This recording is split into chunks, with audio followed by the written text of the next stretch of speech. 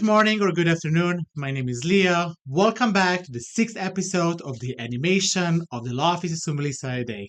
Today we're going to talk about the third department decision that was released on May 1st, 2025, called Stabile versus Cath Health System of Long Island Incorporated. It was March 28th, 2022.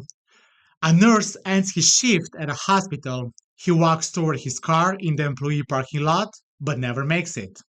He's found unresponsive, no witnesses. Later, he's diagnosed with cardiac arrest and a forehead laceration.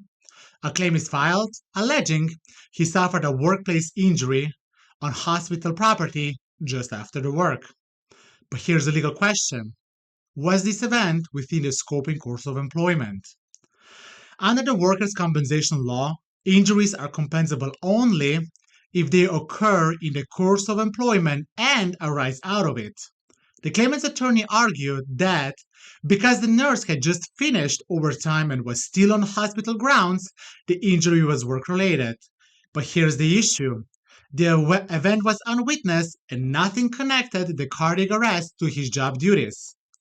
The employer's medical consultant testified that the nurse had serious underlying conditions, hypertension, COPD, obesity, and dangerously low potassium levels. These factors caused the cardiac arrest, nothing related to work based on the opinion of the medical consultant from the employer. Yes, Section 21 creates a presumption that unexplained and unwitnessed accident arise within the scope and course of employment. But the law is clear.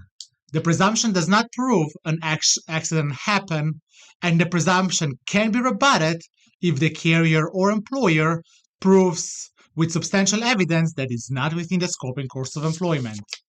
While the judge established the claim due to his decision that it is within the scope and course of employment, the board found that there was no proof that the nurse was still within the scope of his job when the medical event occurred, and no medical evidence linked his condition to work activities.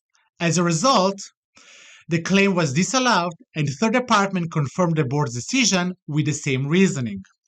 A tragic outcome, of course, but a reminder, for an injury to be compensable, it must happen within the course and scope of employment and arise from it. And even if the presumption applies, it is not the end of the world. We can rebut the presumption by representing substantial evidence. Thank you for tuning in and see you next month.